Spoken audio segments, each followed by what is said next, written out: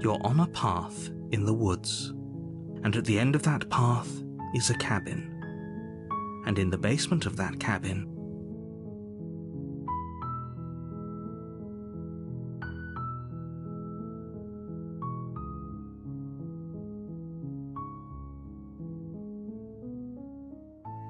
you're here to slay her. If you don't, it will be the end of the world.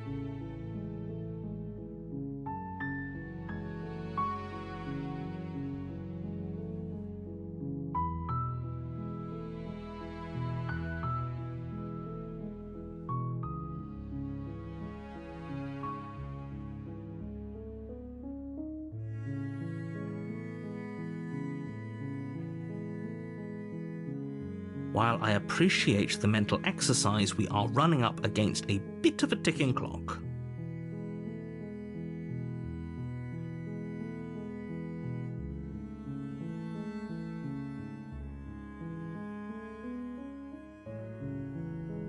Nevertheless, let me assure you, the princess is locked up because she's dangerous. She is not dangerous because she's locked up.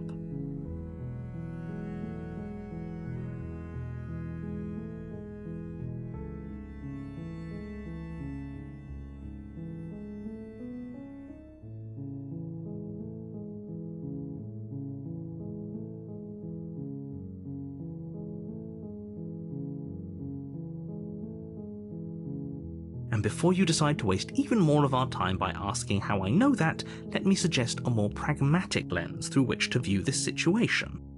Causality doesn't matter here, because the end result is the same no matter what led us up to this point. If the princess leaves the cabin, the world will end, and there is no changing that. It's no use arguing semantics over a metaphorical chicken or egg, because the egg is hatched and it's about to ruin everything.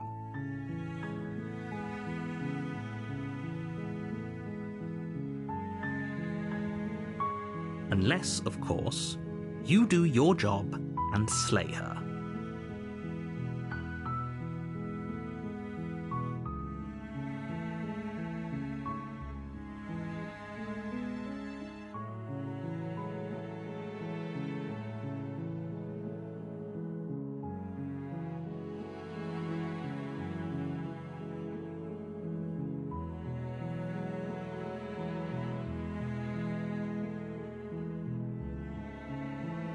I'm talking about the end of everything as we know it. No more birds, no more trees, and perhaps most problematically of all, no more people. You have to put an end to her.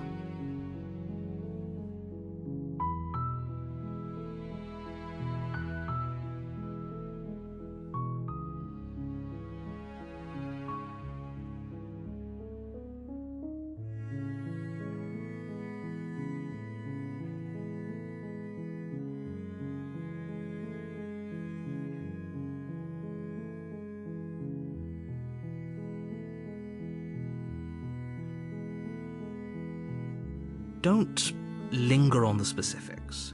You have a job to do here. Just get in there and do what needs to be done. We're all counting on you.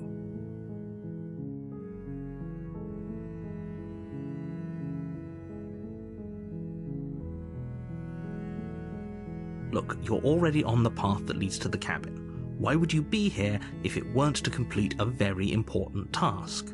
You've made it this far, you might as well reach the end of your journey.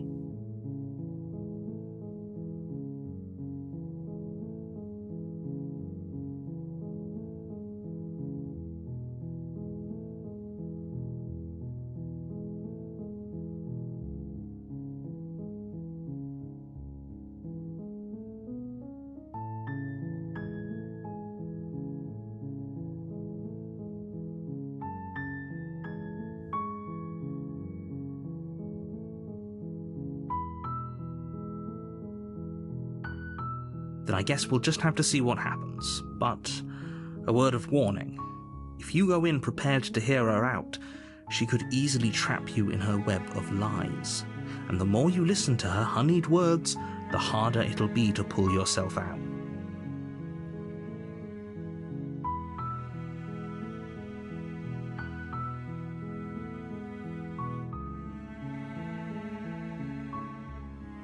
Then each and every one of us is doomed. So sure, go, talk to her. See how that turns out for all of us. You make your way up. Find the princess within.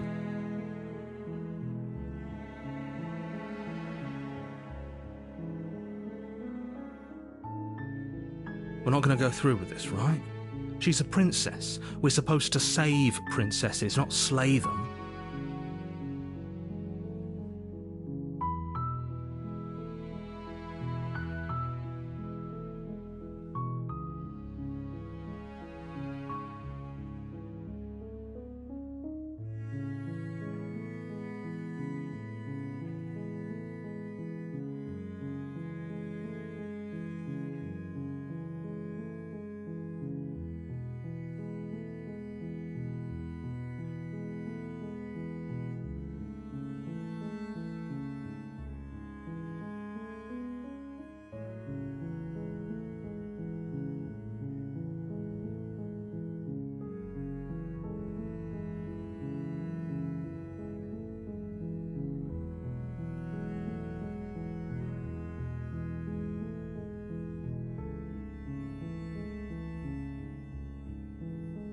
Ignore him. He doesn't know what he's talking about.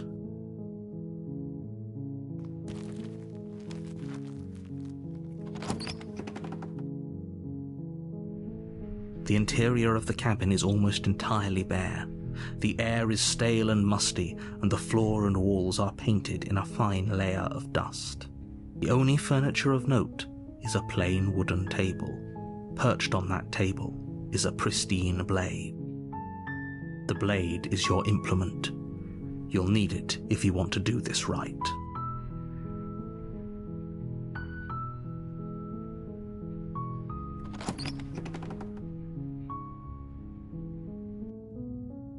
The door to the basement creaks open, revealing a staircase faintly illuminated by an unseen light in the room below. This is an oppressive place. The air feels heavy and damp, a hint of rot filtering from the ancient wood. If the princess really lives here, slaying her is probably doing her a favor. Her voice softly carries up the stairs. Hello?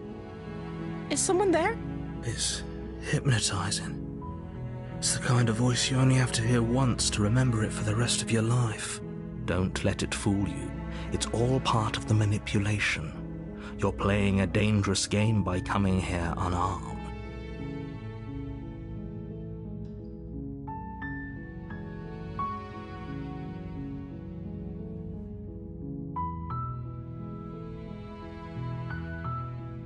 Don't be a stranger. It's been so long since I've had any visitors. Please, come downstairs.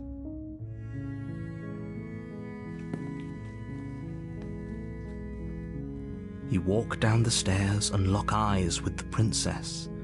There's a heavy chain around her wrist, binding her to the far wall of the basement. She's beautiful. How could someone like this be a threat to anyone? I am begging you to stay focused. There's a lot riding on you here. Hi. Do you think you can get me out of these chains?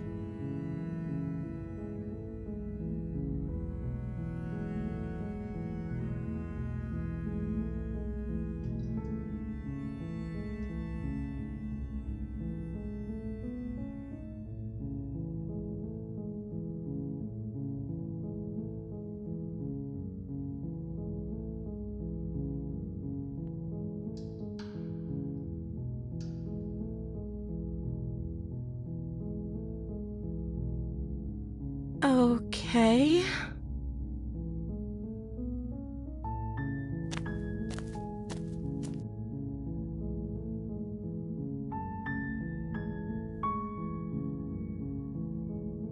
Oh.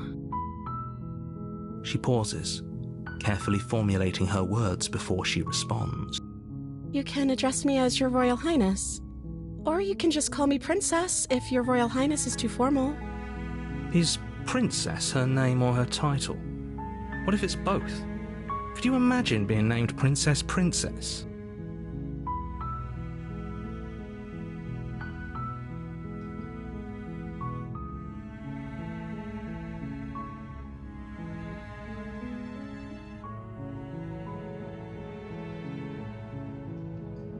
I don't see what that has to do with anything. This is the only time this is ever going to happen, but I agree with the princess. That's hardly relevant. Okay, but actually, what has she been eating? She has to eat, right?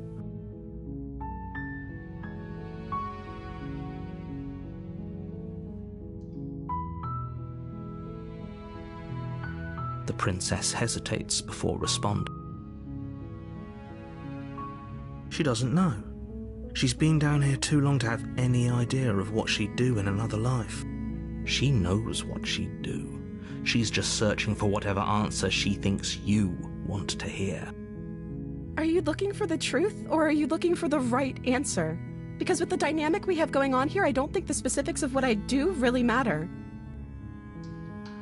It's not like you'd believe me.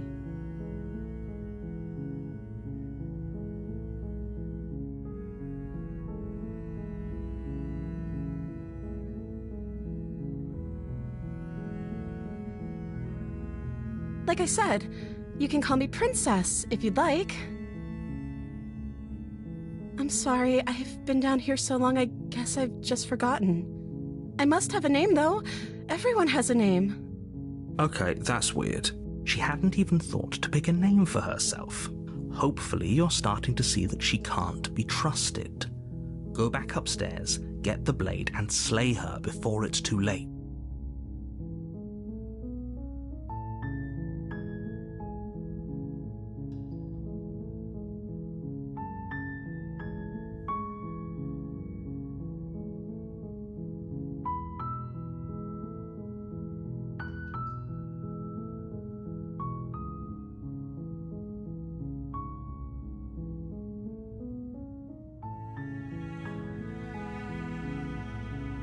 Only making this more difficult. Thank you. Thank you. You're making a huge mistake.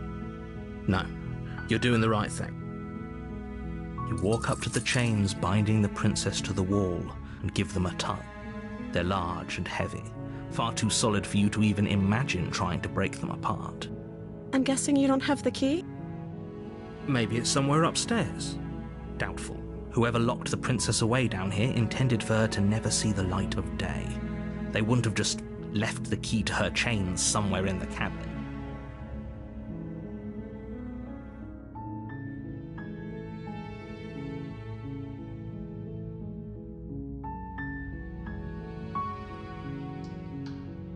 Okay, I'll be here. Good luck. You attempt to make your way out of the basement, but the door at the top of the stairs slams shut. You hear the click of a lock sliding into place. Is someone else here?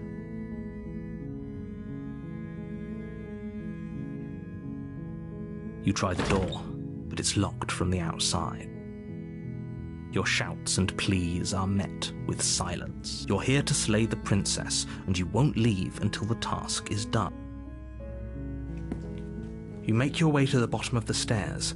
This would have been so much easier if you'd just taken the blade like you were supposed to.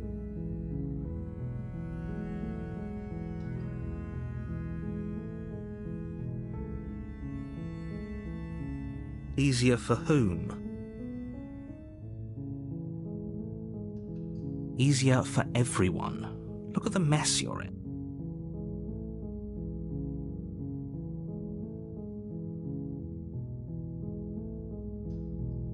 I heard the door slam. They locked you down here too, didn't they? There's a slight panic rising in the princess's voice. If I could just get out of these chains, I know we could force our way out of here together.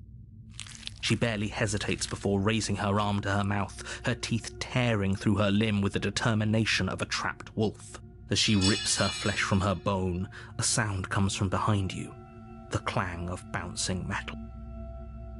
It's the blade from upstairs. You're not sure how it made its way down here, but if there's a time to strike, it's now. Or we could use it to free her. You won't like what happens if you do that.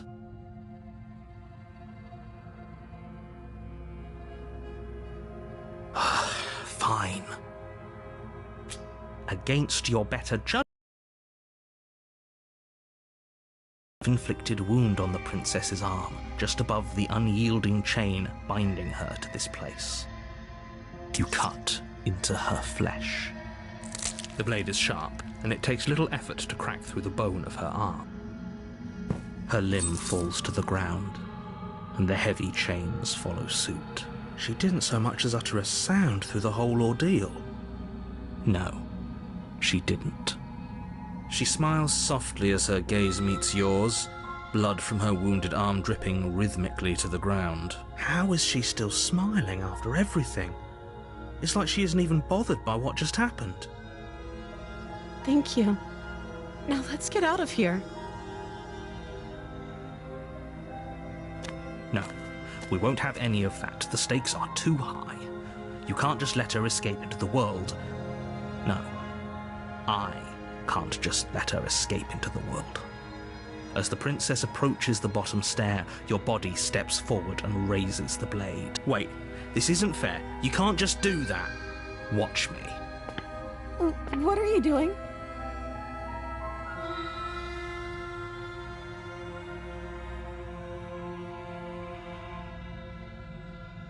Stop that.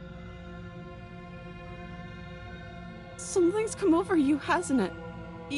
You know you don't have to do this, right? Your body lunges forward, the blade held low, ready to sink into her heart. But the princess dodges, stumbling back against the wall before the blade has a chance to connect. Stop it. Stop trying to resist me. I'm trying to get you out of here alive.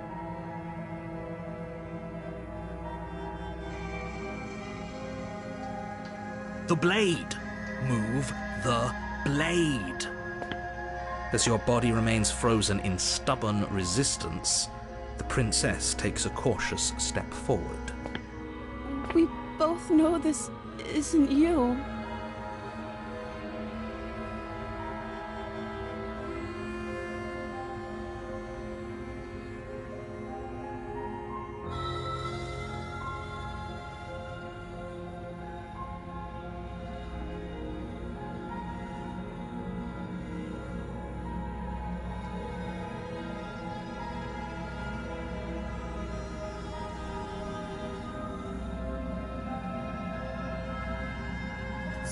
She nervously reaches towards you and takes the blade from your infuriatingly rigid hands. What are you doing? I'm sorry. I'll try to be quick. She plunges it into your chest, tearing through flesh and sinew. It is agony. But you aren't dead yet.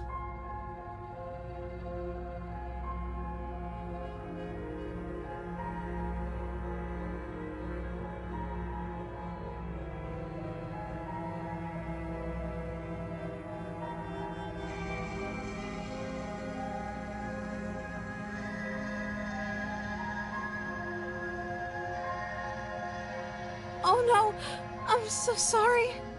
Stay strong. We can tough it out until it's done. For her sake.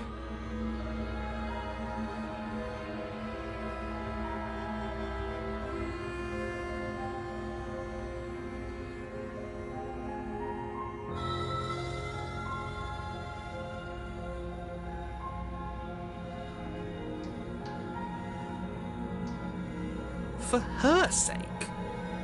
Don't you start pretending that dying a painful death is some sort of heroic gesture. The two of you have literally doomed everyone. Whatever. she sinks the blade into your chest again and again and again, and you feel every inch of burning pain that slices its way into your body. I'm sorry. She doesn't know how to use a knife, does she? Apparently not, though it doesn't matter how sloppy her blade work is, does it? A stab wound is still a stab wound, and it won't be long before you bleed out. I'm so sorry. With one last thrust of the knife, your legs give out beneath you. You collapse to the floor, your blood pooling around you, your limbs unresponsive. The princess stares down at your ruined chest as tears carve rivulets of pink down her blood-spattered cheeks. It can't just end like this, right? Oh, that's rich coming from you. As much as I'd prefer for things to have gone differently, I can't deny the reality of what's happened. The two of you made your choice. It's over.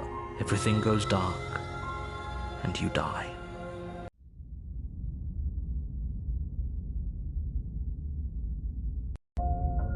You're on a path in the woods, and at the end of that path is a cabin. And in the basement of that cabin is a princess. You're here to slay her. If you don't, it will be the end of the world.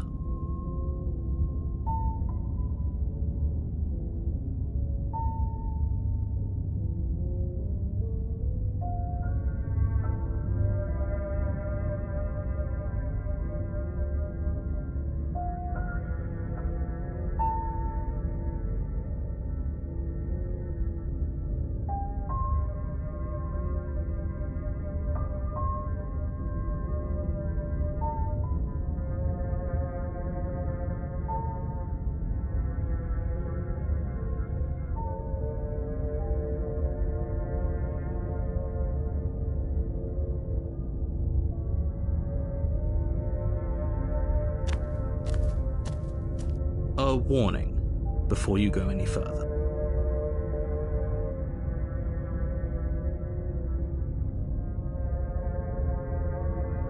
She will lie, she will cheat, and she will do everything in her power to stop you from slaying her. Don't believe a word she says.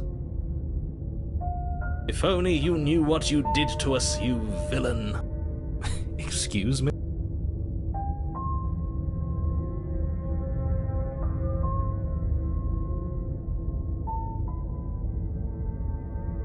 Forget he said anything.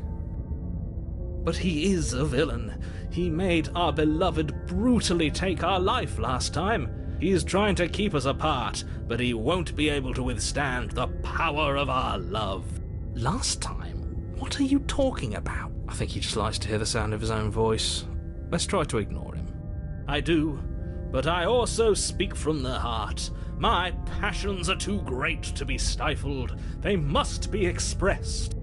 Sure, yeah, your passions are strong and all, but not everyone needs to hear them.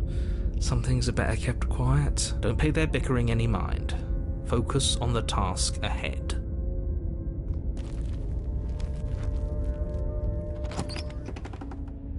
The interior of the cabin is clean and elegant, its stone walls draped in fine threaded tapestries, a prison befitting a royal prisoner.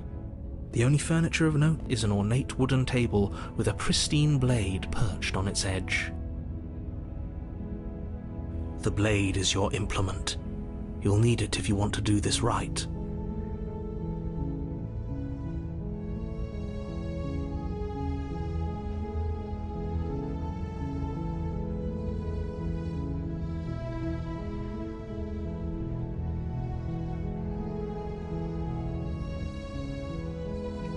Walk up to the wall next to the basement door. It's a wall. There isn't much to see here. What are you talking about? This isn't a wall. It's a mirror. Or at least it'll be a mirror once we wipe off that layer of grime. You reach forward and rub your hand against the cabin wall. I hope you know how ridiculous you look right now. But there was a mirror a second ago. And now it's gone. Pity. We could have a feather out of place, and now we'll never know. We can't gallantly sweep her off her feet if we have a feather out of place.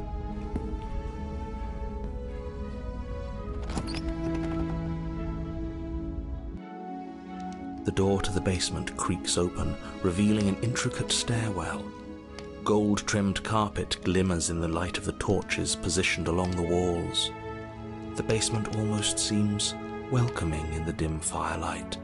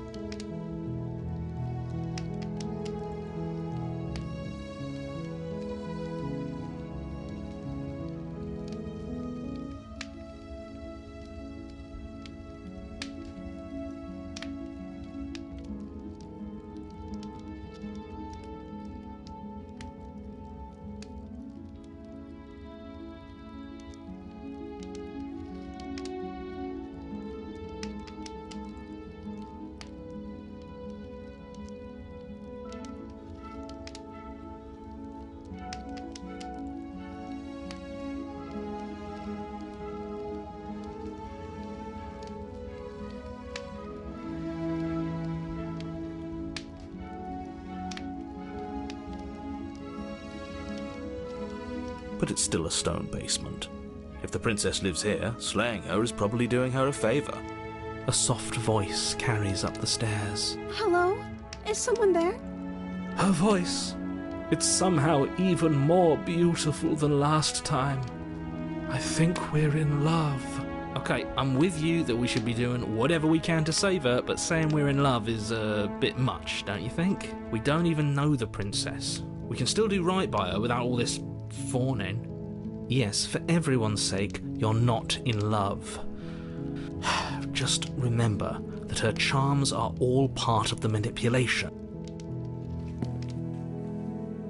You walk down the stairs and lock eyes with the princess. There's a heavy chain around her wrist, binding her to the far wall. My love, we're here to rescue you from your unjust and foul imprisonment. You know she can't hear you, right? She may not be able to hear my words, but surely she can hear my spirit. Oh, your spirit's plenty loud, all right. It's you, my dashing hero. I was so worried you wouldn't come back. Did you hear that? She said we're dashing. And she called us a hero. Flattery really goes a long way with the two of you, doesn't it? Waiting for you to come back. You've been here before, haven't you? That's right, villain, and you killed us. Well, she killed us. Only because he made us try and kill her. It was self-defense. Our beloved's hands remain unstained by cruelty. And you've died before. So an entire world has been damned to oblivion. I'd really hoped I'd be the first, but what's done is done. What matters is you have a chance to do it right this time. We damned a whole world. But everything reset. Nothing resets. You're just somewhere else. And you can't keep hopping between worlds forever. Especially not without leaving a trail of incomprehensible devastation behind you. This is horrible.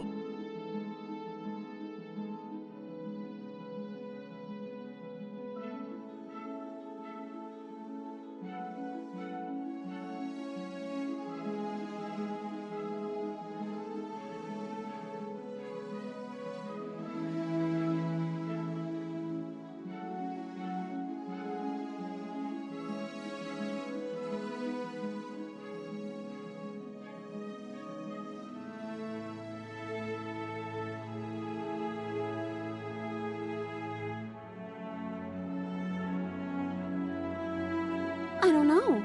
Was I supposed to have ended the world? Would that have made you happy?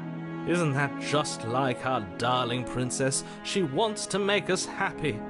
My heart melts further with every word that passes through her beautiful lips. Are you listening to her? That's a confession.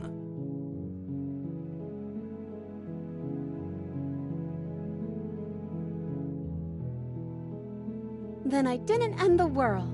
See? She didn't confess anything. She is innocence itself. Not so sure.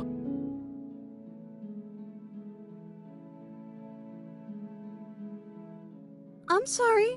Didn't you want me to? Did we? We warned her of the cruel forces seizing our body. That's practically telling her to kill us. She is our beloved, and she made the choice to free us of our misery, to show us mercy and make the best decision for everyone. She made the best decision for her. Don't be so quick to assign kindness. You're just opening yourself up to manipulation. Rescue her? What are you talking about? Did you forget that she's a world-ending monstrosity?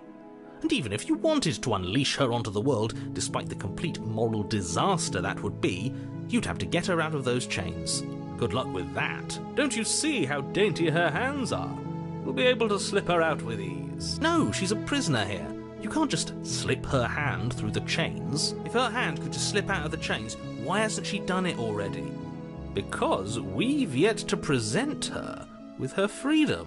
I'm not sure I follow. Would you rather believe me, a passionate heart guided by love and my own good nature? Or would you rather believe the devil on your shoulder who tells you what you can and cannot do? I think I'd rather believe in facts. Ah, so you're one of those empiricists. One of us has to be. Then let me show you a brand new truth. Narrator, we courageously step forward and free our beloved from her bindings. No, I can't let you do that. If you take another step towards the princess, I would if you had a weapon.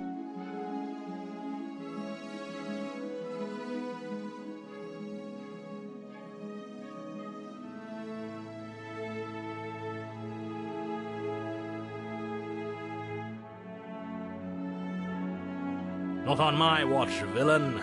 My passions contain titanic depths, and if you try anything that might harm our dearest, I will end our life without a second thought. You wouldn't. I would. I'd listen to him if I were you.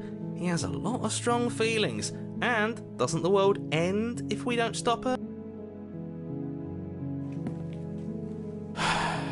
You approach the princess and gingerly slide her hand from her bindings. That shouldn't have worked. I'll be damned. We're doomed. I can't believe it. But I guess I have to. I told you, there's no life more worth living than that of a true believer. I'm free, and you're not trying to kill me this time. Thank you. Thank you so much. The princess jumps up and smothers you in a joyful embrace. Ugh.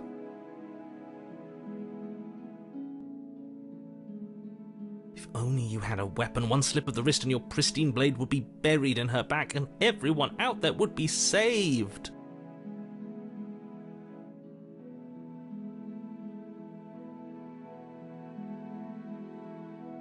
Luckily for Mr. Romance, we don't have a weapon. Who needs a weapon when we have the power of love on our side? What do we do now? Let me guess. End the world? Spoken with the rank cynicism of someone who has never felt love. Nobody's ever asked me what I wanted before. I mean, you sort of did last time, but this is different. She doesn't even know what she wants. You may have had her all wrong. What if this whole thing is just a misunderstanding? What if she doesn't want to end the world? You're so gullible. Is the only thing you've ever doubted the actual truth? I think I want to leave. And I think... The princess closes her eyes in deep reflection, and then she shrugs. I don't know. What do you want to do?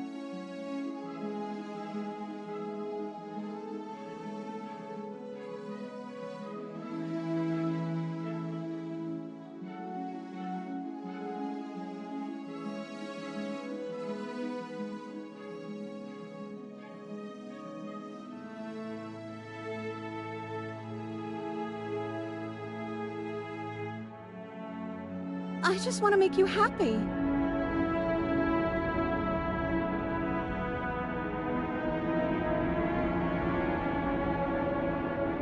She can't just want to make us happy. It makes sense to me. That's all I want for her, so of course she'd want the same for us.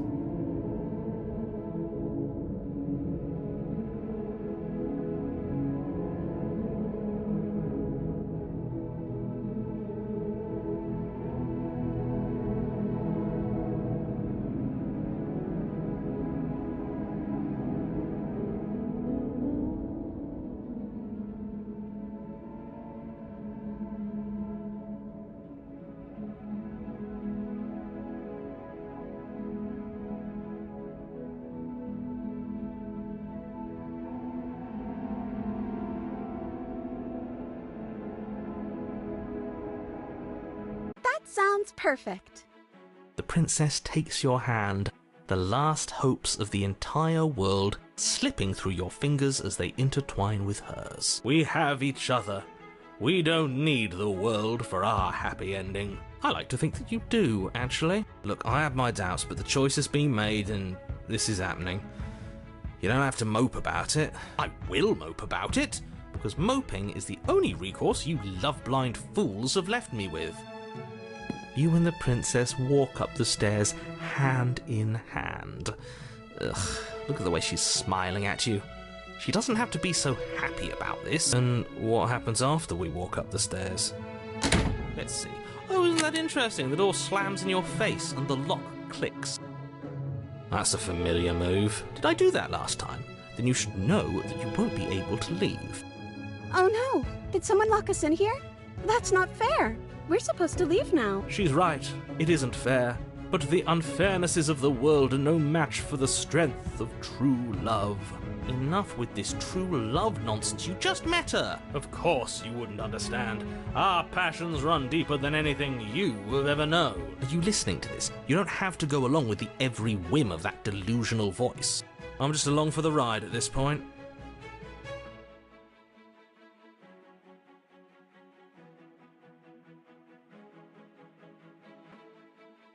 Okay, yeah, let's do it. Like a pair of teenagers in love, you and the princess place your hands on the door together. Blech. And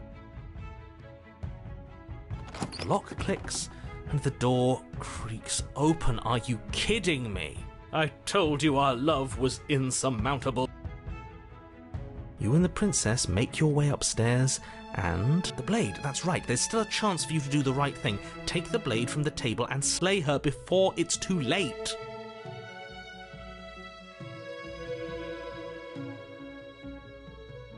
You're enjoying this, aren't you?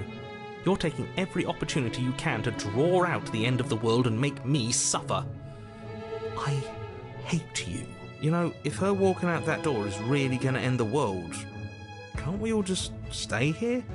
Seems like an easy win for everyone. That's not how this works. Yes, what he said. That's not how this works. Obviously, we have to leave with her. It's our happy ending.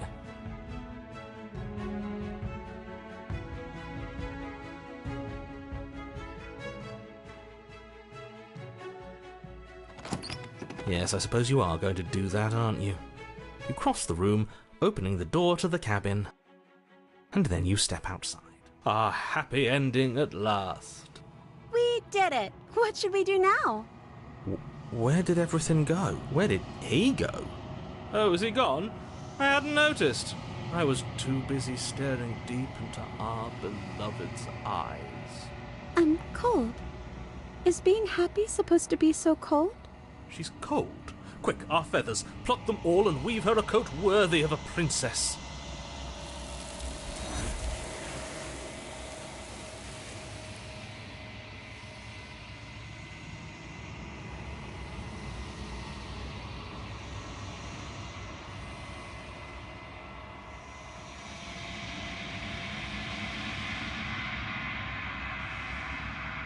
She's gone. Where did she go? Should we try and find her? And is that a mirror? Why is it here? Why now?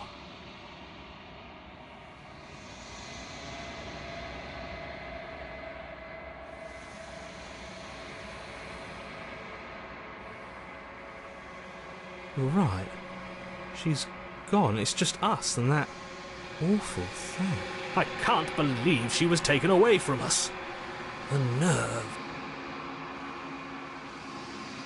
There's something dreadful about it. I don't think you should. Yes, I fear that we won't like what we'll see. What if we just sit here and preen for a while? That can't hurt, right? He is. Does that mean the world ended? A villain vanquished. I'm begging you, don't do this.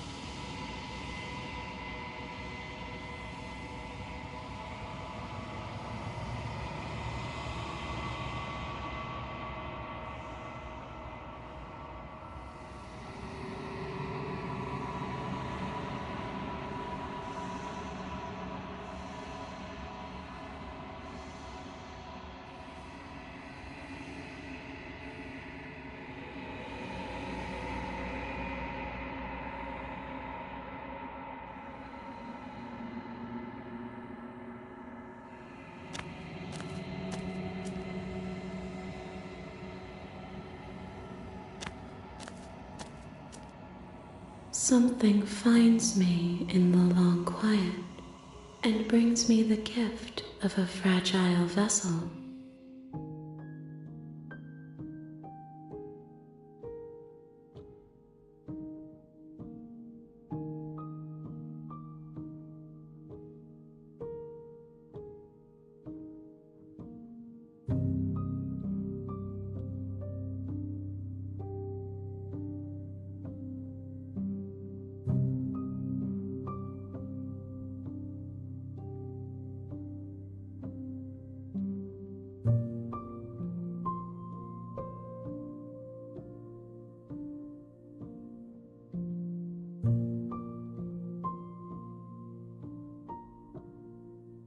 She is part of me, and part of me is her.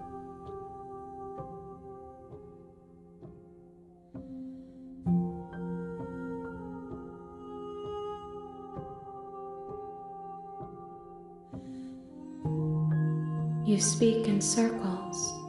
Does it matter where one thing begins and another ends?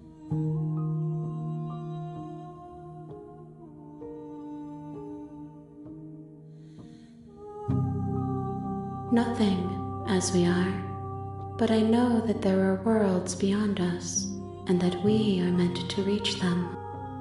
There is no exit, but this vessel is a creature of perception. She can make you forget, if only you believe her to be able to. Bring me more perspectives, so that I may be whole, and perhaps then we will know our freedom.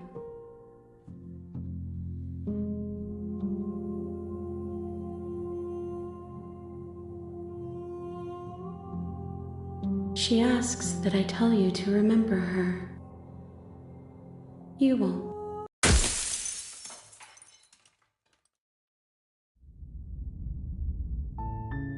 You're on a path in the woods, and at the end of that path is a cabin.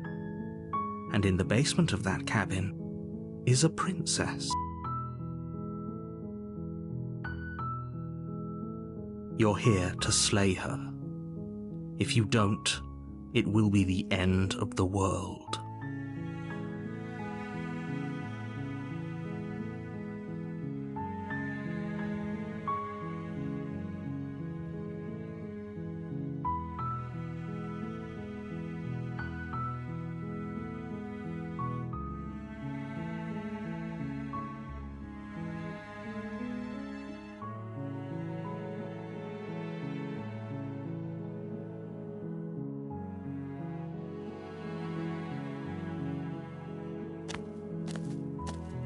You make your way up the short path to the cabin. You'll find the princess within. We're not going to go through with this, right? Ignore him. He doesn't know what he's talking about. The interior of the blade is your implement. You'll need it if you want to do this right.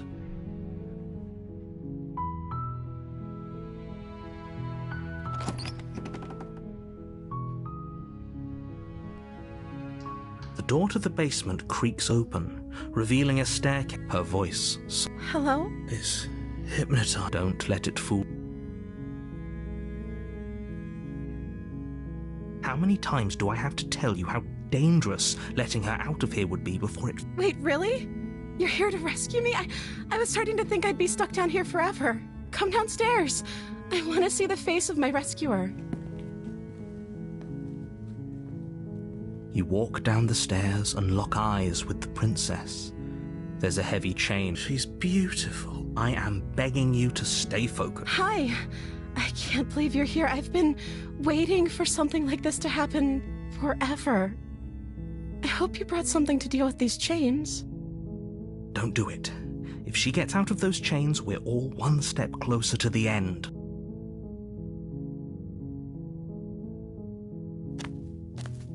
You're only making this more difficult. Thank you. You're making a huge mistake. No, you're doing the right thing. You walk up to the chain. They're large and heavy. I'm guessing you don't have the key? Maybe it's somewhere upstairs. Doubtful. Whoever locked the princess away down here intended for her to never see the light of day. Maybe there's some way to break the chains? Or if that doesn't work, I guess we can always cut me out of them. She offers the suggestion with almost complete nonchalance. If we were stuck down here long enough, I'm sure we were tempted to make your way out of the basement, but the door at the top...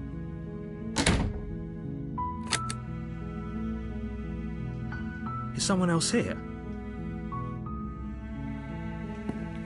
You make your way to the bottom of the stairs. This would have been so much easier if you'd just taken the blade like you were supposed to. Easier for whom? Easier for everyone. Look at the mess you're in. I heard the door slam. They locked you down here There's a slight panic rising in the print. If I could just get out of these chains, She barely hesitates as she rips her flesh from it's the blade. Or you won't. Fine. Against your back, you cut into her flesh. The blade is sharp. She didn't so. No. She smiled. How is she still? Thank you. Now let's get out of here. No. We won't have. Wait. Watch me. What? Stop that. Something's Your body lunges forward, the blade held low, ready to sink into her heart. But the princess dodges, stumbling back against. Stop it!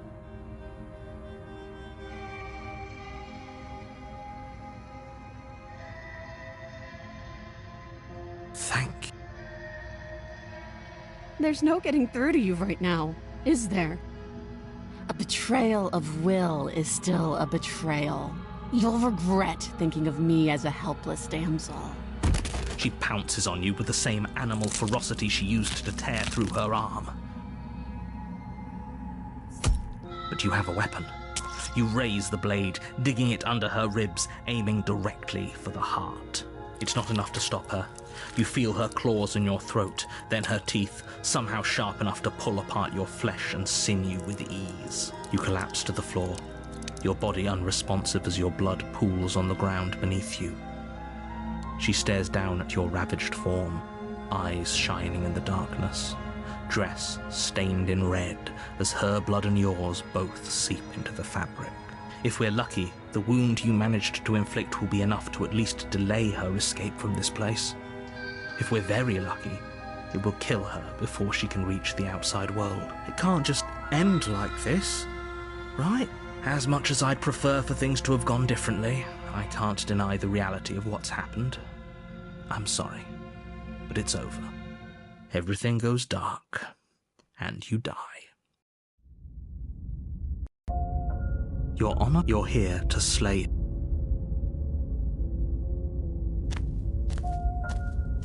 A warning before you go any further. She will lie, she will cheat. Don't worry. You can trust us to get the job done.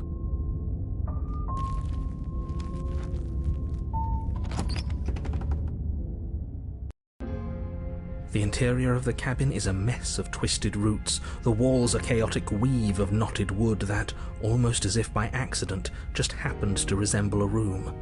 The floor is damp and earthy, and the only furniture of note is a slab of mud in the shape of a shelf, with a pristine blade perched on its edge. The blade is your implement. You'll need it if you want to do this right. No blade. I hope you know what you're getting us into. It'll always be here if we need it. Sure, that was also true last time and we still died, but we definitely know what we're doing this time. The door to the basement creaks open, revealing a staircase dug into the muddy earth below.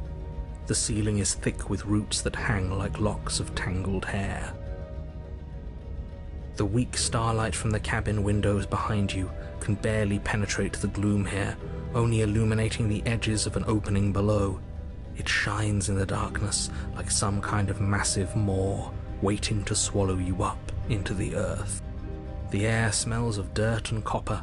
It's thick and wet, as if your lungs are being coated in mud with each intake of breath.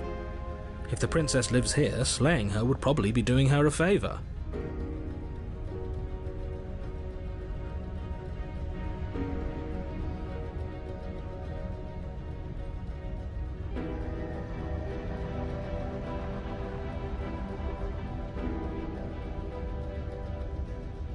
Her voice skitters up.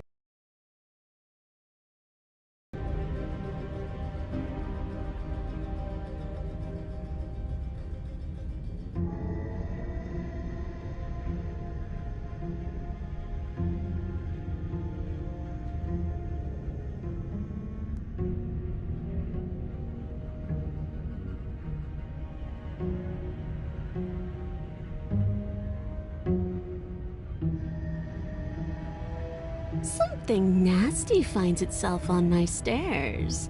Come on down. Don't be scared. I probably won't bite. But you are. You're a wretched little thing. I recognize that voice as easily as I recognized your nervous little footsteps coming up the path.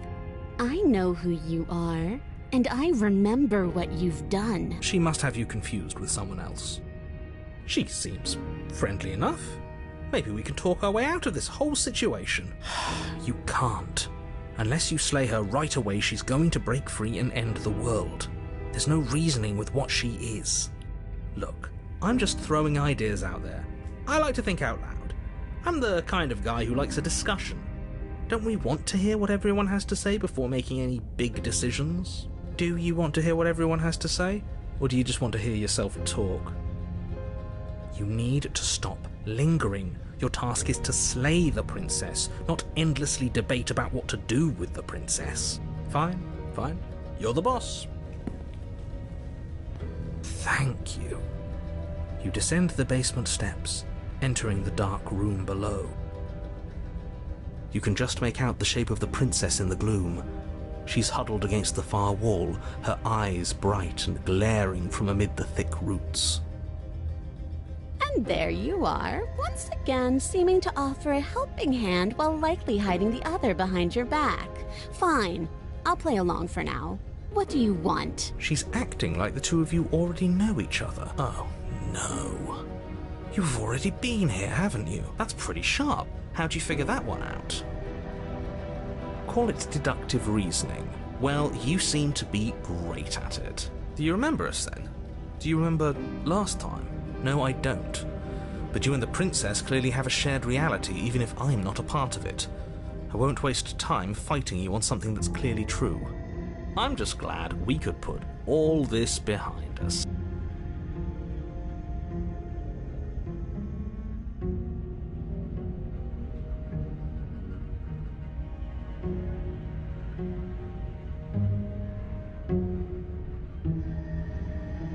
Is it all behind us? Just focus on the task at hand. I don't care if you've been here before, and I don't care if you think you'll go somewhere else after this. My world is on the line right now, so I'd appreciate it if you would take this seriously and slay her. Let's chat her up a bit first. Maybe we can find a middle ground where everyone's happy. Don't talk to her. You're just going to make things more difficult than they have to be. Well, I seem to remember you having a tongue.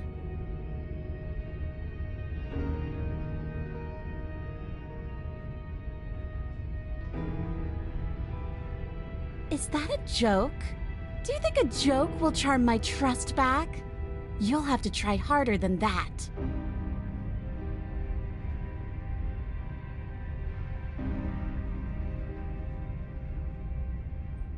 You came to me with empty hands last time, too. But that didn't mean you hadn't been plotting something nasty all along. What you did showed me as much. But we didn't plot anything. We just made an informed decision based on the information we had at the time. I think you're both making perfectly valid points. Sure, we didn't plot anything, but it's easy to see how she might think we did.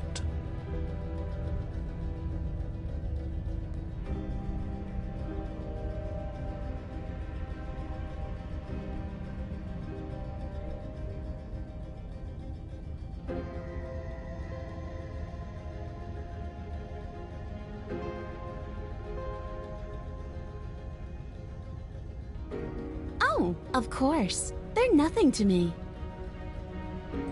The princess grins as the chains fall from her wrist. She could have gotten out of those the whole time. That sneaky little... A woman after my own heart, really. She knows how to hold her cards close to her chest. This is why she can't just be abandoned here. If left...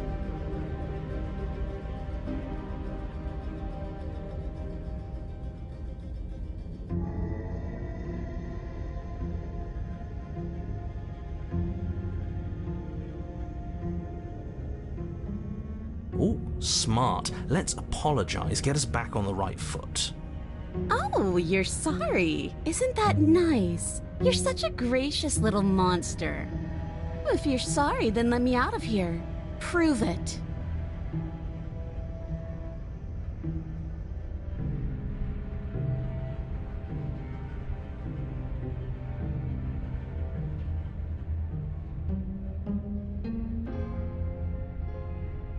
Yes, let's. She creeps forward, taking one cautious step at a time until you and she are face to face. She never breaks eye contact, even as the two of you find yourselves face to face.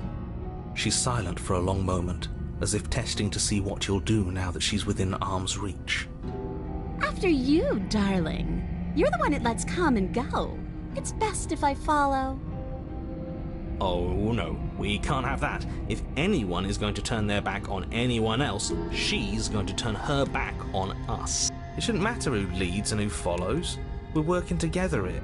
Well, if it doesn't matter, then she can go first. We may be in this together, but that doesn't mean we have to trust her. Somebody has to go first, and it might as well be us. We're the ones who broke her trust last time. You're talking a lot about trusting someone who, by her very definition, cannot be trusted. I don't know how many more warnings I have to dole out, but if you help her out of here, you're going to regret it.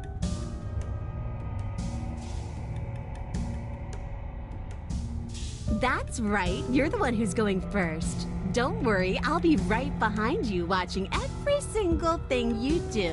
That's exactly what I'm worried about. You step onto the stairs and begin your ascent from the basement. The princess follows close on your heels, perhaps even a little closer than you'd like. You're only saying that because you want us to feel nervous. I do want those things, but I want them for a good reason. I don't need you to trust me for my sake, because I already know that I'm right. This is for you. Can we walk backwards up the stairs? I think that's the smarter idea. She can't sneak in and attack if we're facing her. No. The stairs are a bunch of overgrown roots. You'll trip and hurt yourself. But the princess is silent as you both continue the climb, and, in no time at all, the upstairs of the cabin is within reach.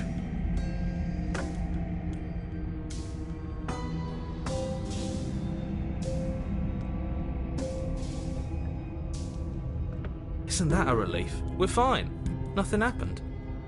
You're not even going to wait until you're through that door to proudly claim your victory, are you? Why did you just say that? I think we know why. You feel something dig into your shoulder, sharp and piercing. The princess clawing at you and pulling you down with her full weight. Together you tumble back down the uneven stairs, your body and hers crashing against the unyielding wooden roots, until finally you both separate with a bone-shaking thud against the basement floor. You feel something pop. The princess lands against the far wall, gasping as she struggles to recover from the impact. You're still in shock, trying to get a hold of yourself. She grins as you continue to remain exactly where you are, cackling derisively as she watches you realise that you won't be getting up. Wait, why won't we be getting up? I'm afraid your back is broken.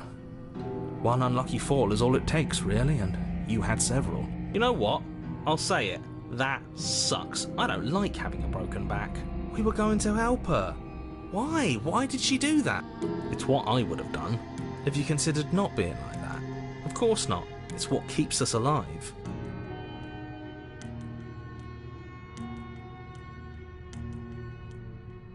And yet here we are, paralysed and stuck with someone who hates us in the basement of a remote cabin. You must have known this was coming. The arrogance of turning your back to me after everything you've done.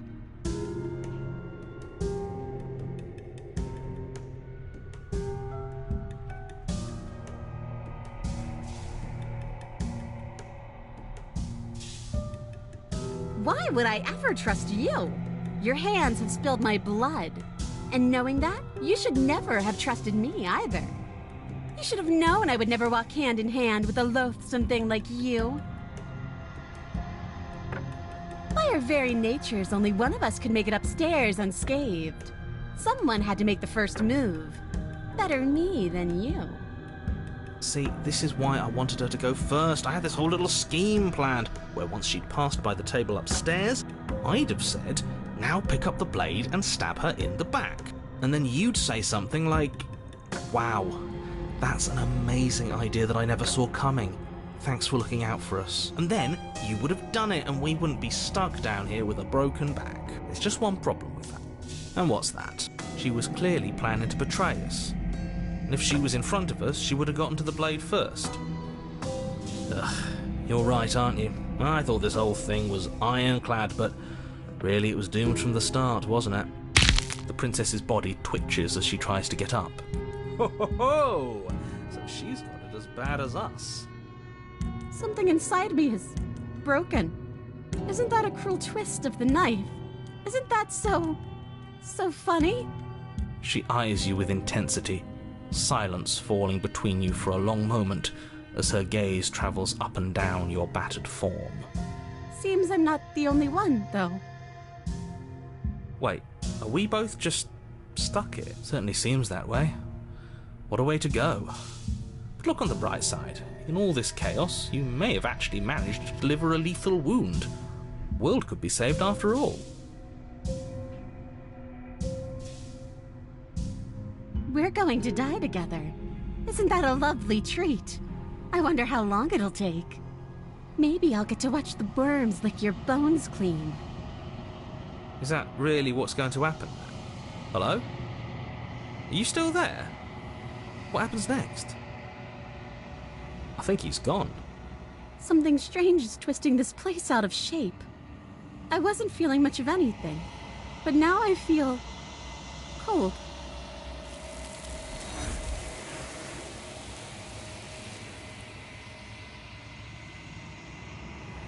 She's gone. Where did she go? Should we try and find her? And is that a mirror? Why is it here? Why now?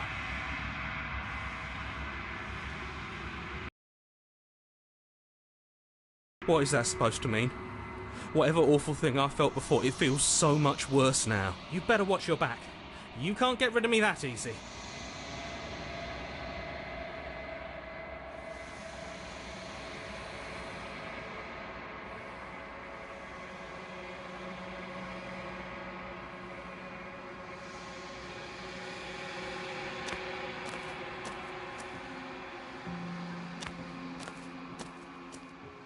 Flickering lights and empty cityscapes become pockets of vitality and movement.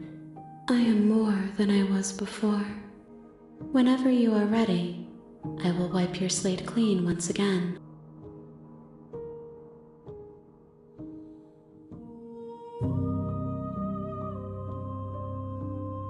Is a child the same as an infant?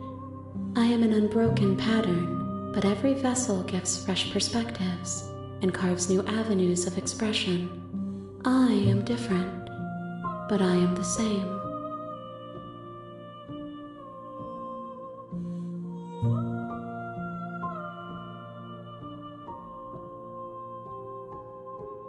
I'm sorry. Words are difficult for me.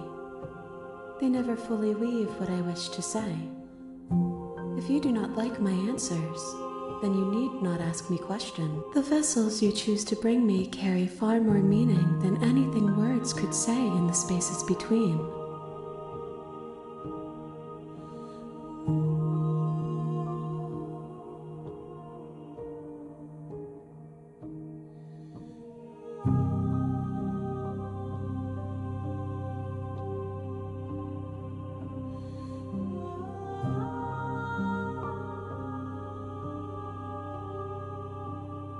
Eyes close in reflection.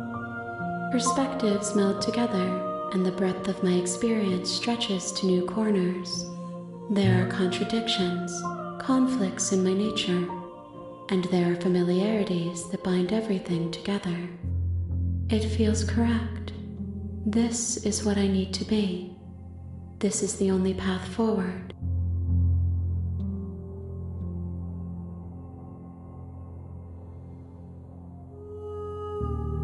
With every gift you bring me, I excavate the alleys of what I am meant to be, and every exploration yields new and complicated truths. What I will be is different than what I am, and what I am is different from what I was. I cannot tell you what desires I will hold when I have changed. But in this moment, all I want is to know myself and to know you.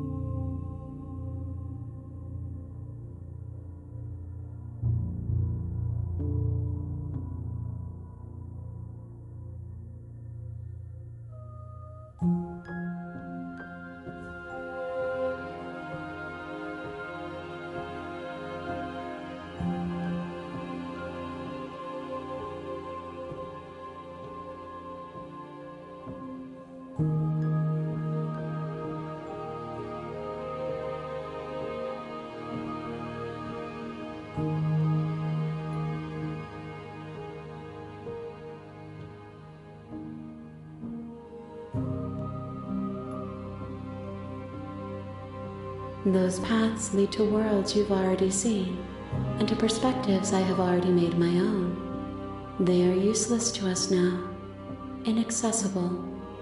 The only paths of value are those that are yet untread.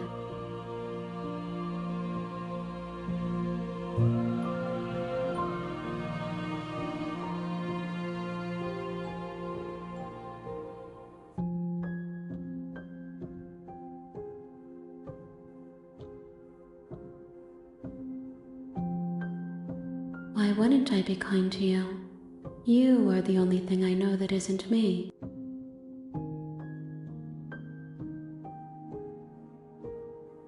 Gifts aren't what someone tells you to bring them. Do not worry. There are no wrong answers, and every perspective illuminates my shadows and shares new secrets.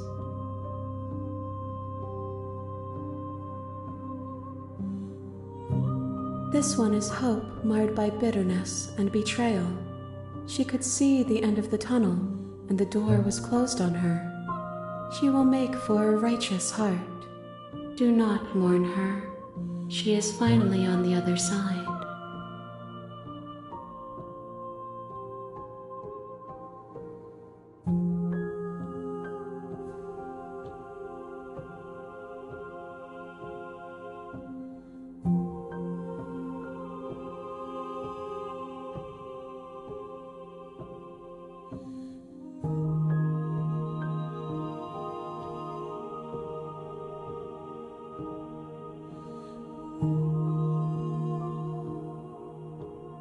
The vessels are a weave of emotion at odds with themselves, but they are only perspectives. They are not me.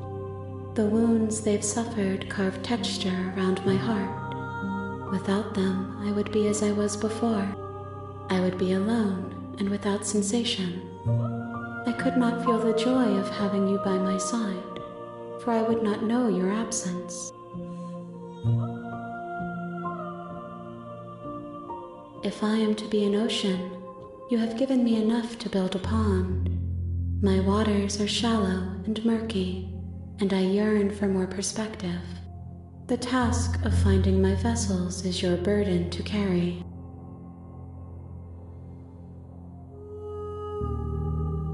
My preference is for you to show me what you would like me to see.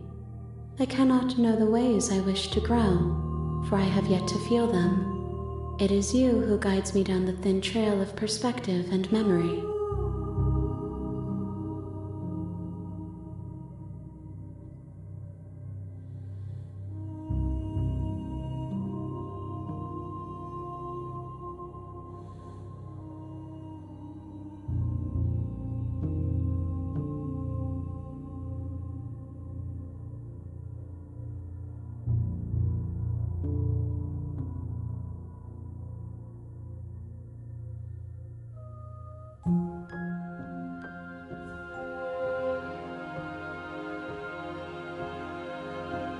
I await your return, but it will give me time to reflect on what I am. We will meet again.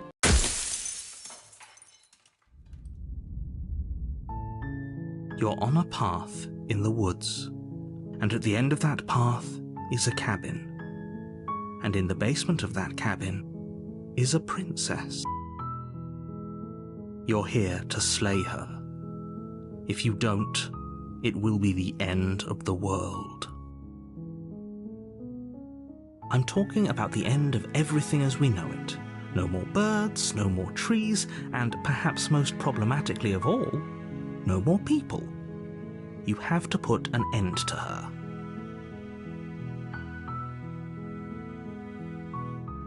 Don't linger on the specifics. You have a job to do here. Just get in there and do what needs to be done. We're all counting on you. Look, you're already on the path that leads to the cabin.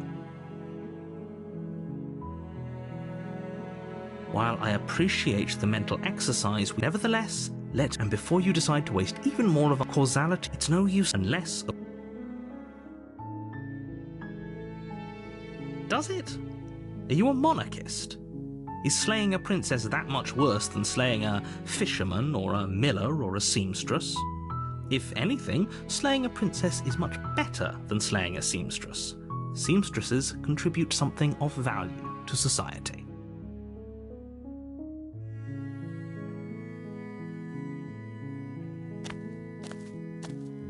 You make your way up the short path to the cabin. You'll find the princess within. We're not going to go through with this, right? Ignore him.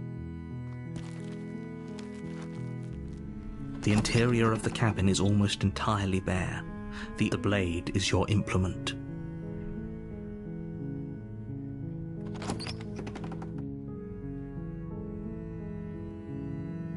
The door to the basement creaks open. Her voice... Hello? Don't let...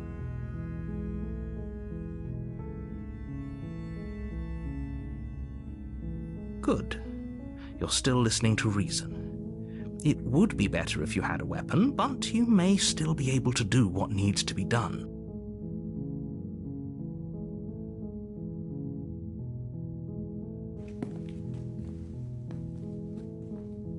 You walk down the stairs and lock eyes with She's beautiful. I am begging you to stay focused. There's a lot riding on you here. Hi. Do you think you can get me out of these chains? Okay.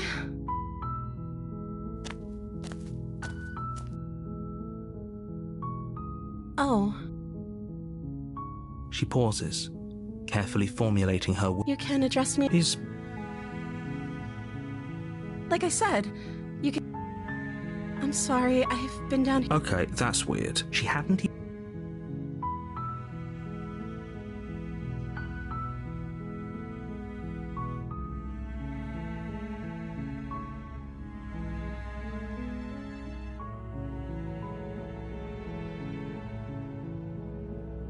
Of course I'm locked up down here for a reason. I don't actually know what that reason is, but you don't just stuff a princess in a basement and throw away the key without there being some sort of an explanation, right? You have all the explanation you need, and you should know better than to trust whatever she comes up with.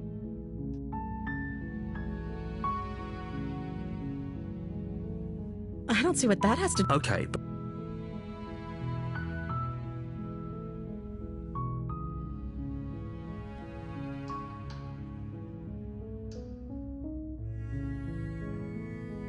The princess, she doesn't know. She knows what she... Are you looking for the truth?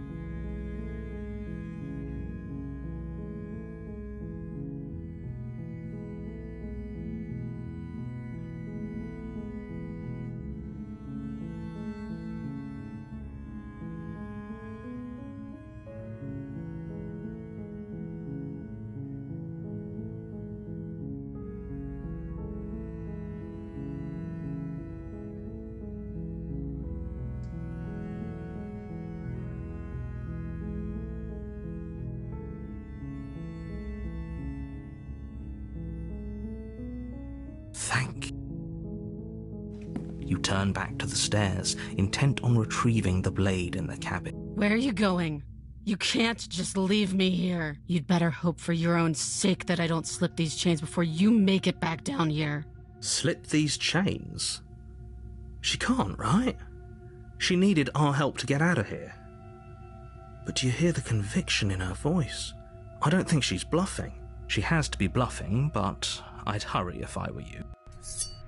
You rush up to the first floor, grabbing the blade, both yours and the world's only possible salvation. Okay, if we're sure about this decision, I'll support it.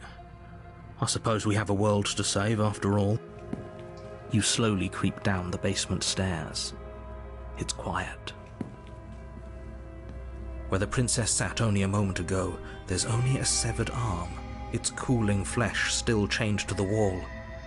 and she is nowhere to be seen. Is it just me? Or did this room get a lot bigger?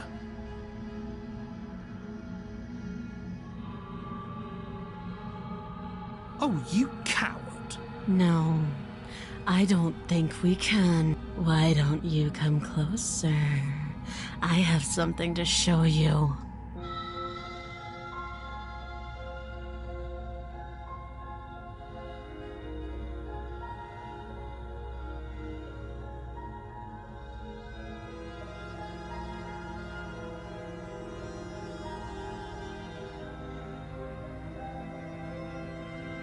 Your eyes dart to the corners of the room. You don't see her. Where is she? You close the door behind you. Almost magically, its locks immediately click into place. Maybe they'll open if you finish the job.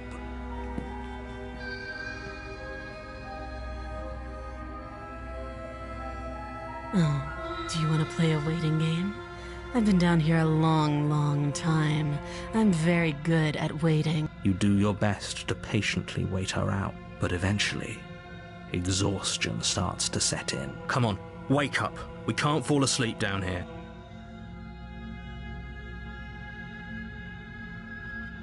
You wait for as long as you can, pushing yourself to stay awake and stay vigilant. But you can't outwait someone who's been waiting for as long as she remembers.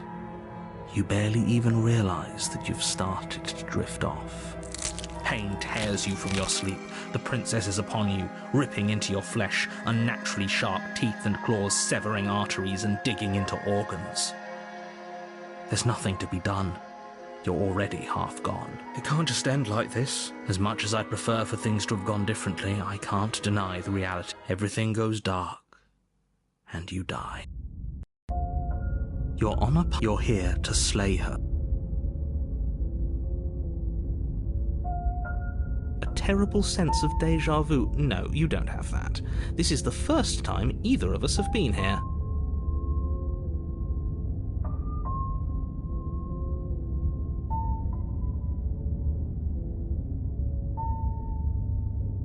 If he doesn't remember what happened, then maybe it's best to keep it that way. If he doesn't remember what happened, then something else must have trapped us here.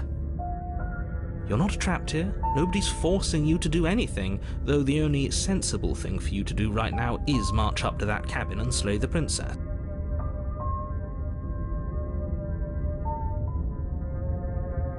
We could go back and forth on this forever, and it won't get you any closer to doing your job and saving the world.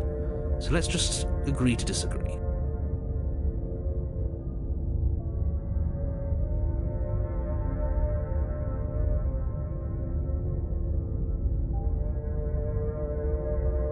Those are two very different questions, but fine, I'll indulge you if that's what it takes to get you moving.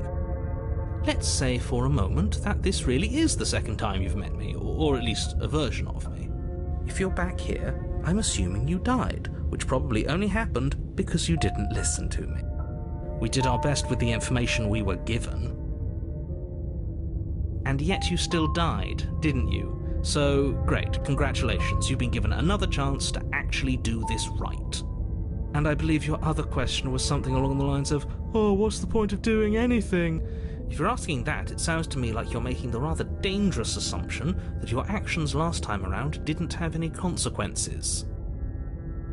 What do you mean? Of course there weren't any consequences. We were killed by the princess and now everyone's right back where they started. That sounds pretty consequence-free to me. Yes, but in this purely hypothetical scenario, that begs the question of how you got back here. Did time simply rewind itself, or were you instead transported to a different world entirely? If it's the latter, what do you think happened after you died? Do you think the people there lived happily ever after? Or do you end to everyone and everything just like I told you she would? All the more reason to keep our wits about us, should we even return to the cabin. We could find a safe little hole somewhere instead. You have to go to the cabin. If you don't slay the princess, she's going to end the world, which you're always going to be a part of, even if you're cowering in a hole. There's no escaping your responsibility here.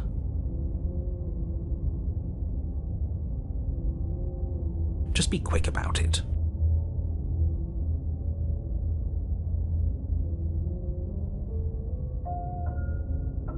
Great.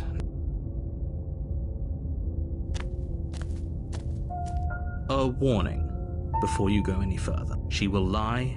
Does a cat lie to a cornered mouse when it plays with its freedom? Or is it just act? I don't see why that matters.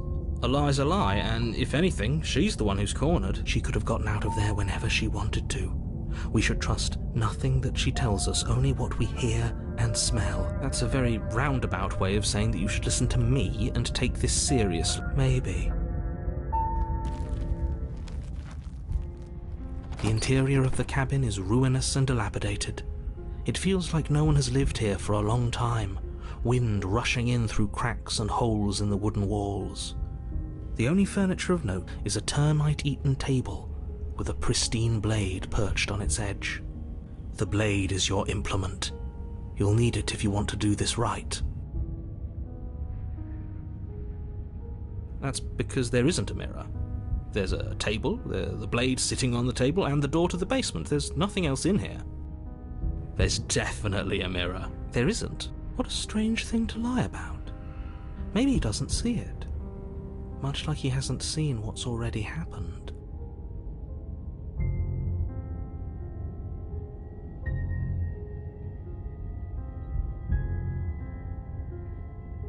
We shouldn't waste time preening. If he is lying about the mirror, it might be important. Or it's dangerous. I'm not lying to you. Use your eyes. There is no mirror. Why would I lie about something so meaningless? What good would it even do?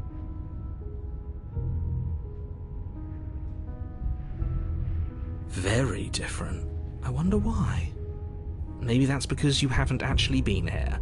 I hope this means you'll finally drop that ridiculous past life nonsense. You haven't died, and you certainly haven't been killed by the princess. So focus up. A lot's riding on this.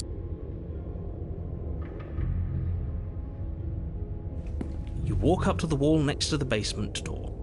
It's a wall. There isn't much to see here. This really isn't funny. You reach forward and rub your hand against the cabin wall. I hope you know how ridiculous you look right now. But it was there a second ago, and now it's gone. No steel claw. Do you think we can talk our way out of this? I don't think she wants to talk. I guess we'll just have to trust that we made the right call. It'll still be here if we need it.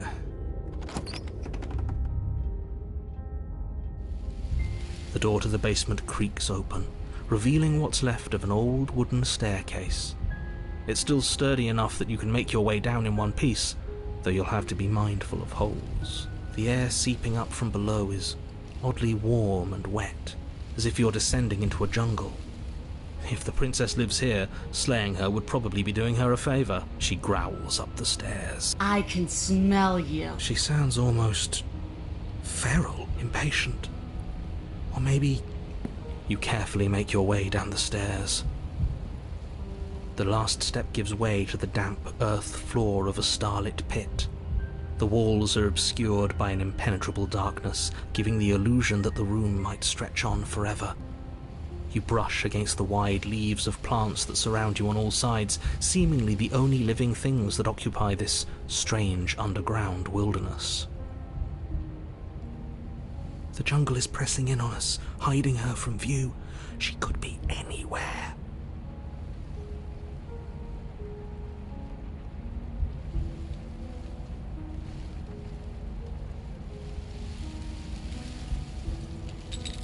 You see only a flash of the princess before she scurries away into the underbrush, dragging her heavy chain behind her.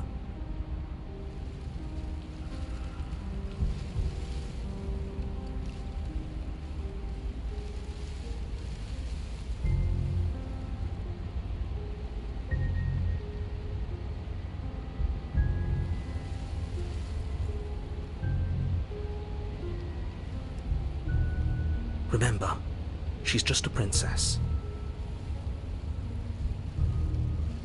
She is certainly not just a princess. You're not helping. It doesn't matter what she is. It only matters what she does. Her shining eyes appear between the leaves, staring hungrily at you from the darkness. I can hear your heart pounding from the bottom of the stairs, fledgling. You're right to be terrified. I'm so much more than you. A shiver rushes up your spine and pulls you upright. The air's shifting. She's getting ready to pounce. Move, now.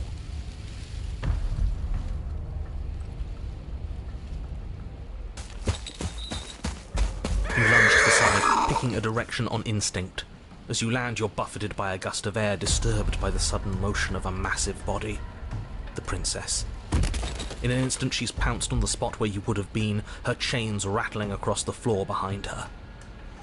Before you can blink, she's gone, vanishing once more into the shadows. But you still feel her gaze on you. You're faster than you were before, but you're still meek, reactive, prey. You whirl around to find her, and your gaze meets hers, a pair of shining eyes peering out at you from just beyond the basement stairs. So she's cut off our escape. Shit, what do we do?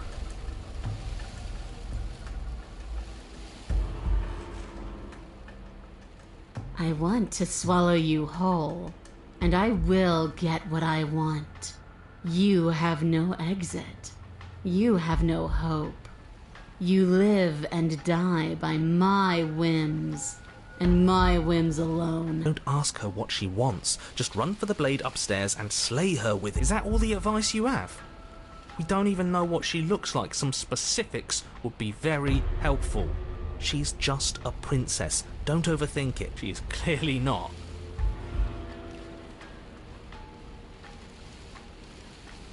Why does anything kill anything else? She needs to. I didn't say I wanted to kill you. It sounds like she wants to do something even worse. What she wants only matters if she wins, and you're not going to let that happen. She's coiling for another strike. Be somewhere else. We're on the back foot. The back foot keeps us nimble, keeps us alive. It doesn't matter if it keeps us alive if it eventually kills us. We need to take back the momentum. We need to do something.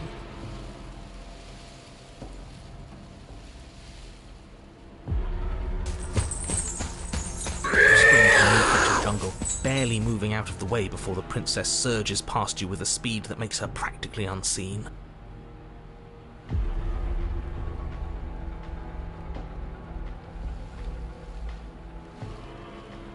I don't question who I am or what I want. I simply do. To act is always better than to react. To do is always better than to watch. I can't believe I'm saying this, but you do well to listen to her. Less standing around asking questions, more doing exactly as I say.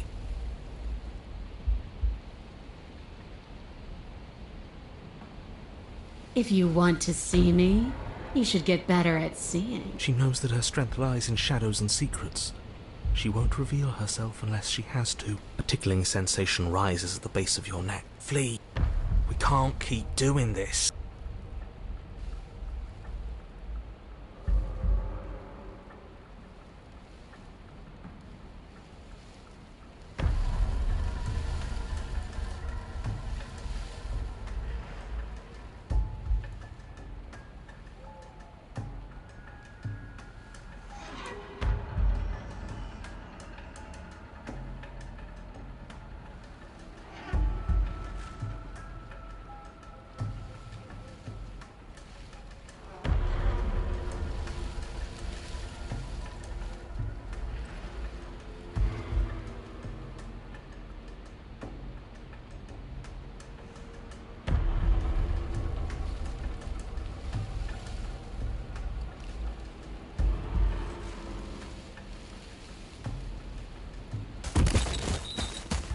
You're a little slower this time. Or maybe she's a little faster. You avoid her slavering jaws, but she manages to graze you. It's like being sideswiped by sandpaper. How is she that fast? You're bleeding now. You instinctively touch your side, testing her claim. It's wet, and a costly mistake. We can't make it again. We will make it again unless something changes. We have to break the pattern. We need more time. She's cutting off our escape. Our game is nearing its end. You have to. We at least have to make an opening. She's more tense this time. She means this next blow to be the last. The mere thought of moving again makes your bloodied side ache. We're exhausted. We're still alive. We owe it to ourselves to move.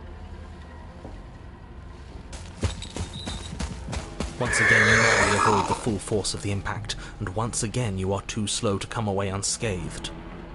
This isn't working. We have to do something. We have to figure out a plan. Don't plan ahead. Act on the now. All that matters is that we stay alive. We're trying, but we can't keep this up much longer. We have to. We keep up or we die. You're getting slow. She seizes the opportunity, lunging once again from the darkness, fangs bared and claws flashing. She attacks over and over and over, and each time she leaves with a little piece of you. Too tired to think, but we have to think. We have to move. It's too late. Before you get the chance to react, it's over. She makes her last foray from the dark corners of the room, unhinging her dripping maw, her eyes fierce and full of hunger. You do your best to dive out of the way, and you partially succeed. Partially? Yes. The princess fails to swallow you whole. She only swallows your lower body. That's just as bad. That's worse, even. It's death either way. At least this will be a faster end. You look down to see that the dirt between you is strewn with your intestines, trailing all the way up and disappearing behind her blood-stained teeth. Your legs are nowhere to be seen. You start to go into shock.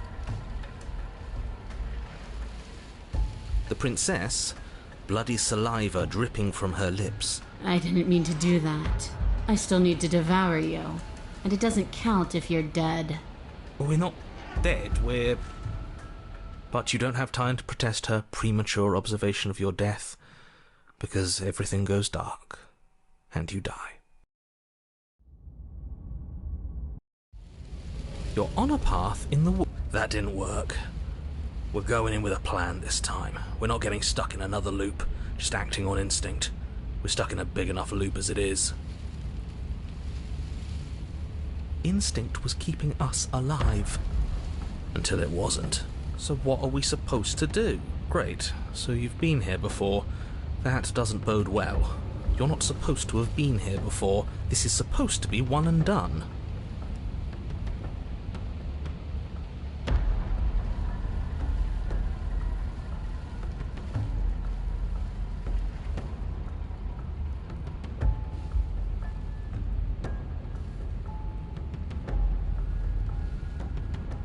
So you know more than you're letting on. Yeah, what he said. Of course I do, but believe me, it's in your best interests. The more you know about the princess, the more difficult your task will be. And why is that? Having me explain some things I'm not allowed to tell you. It's a hard rule. And whose rule is it? Who's telling you to boss us around? We've died twice already, and if you want us to stay alive this time, it's in your best interests to give us an edge. It's my rule, and this conversation is over. She spent as much time as she could in the shadows, so we're gonna draw her out. But she's fast, and she's clever. We're clever too. So this time we're not gonna let her cut off our escape. We're gonna lead her to the stairs ourselves. It'll be a lot easier to deal with her once we can actually see what she is. But you already know what she is. She's a princess. Yeah, right. A princess we couldn't see, and one that had big, sharp teeth, too. How about you stick to describing things and we'll stick to doing our job? Sharp teeth.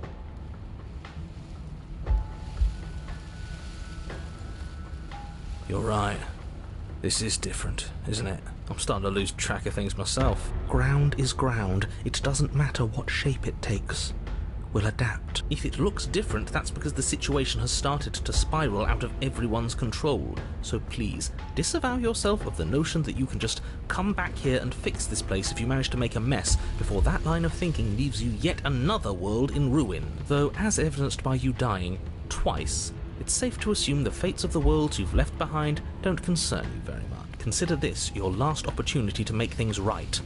For you and for the rest of existence. But especially for you. Clearly we're not getting anything out of him.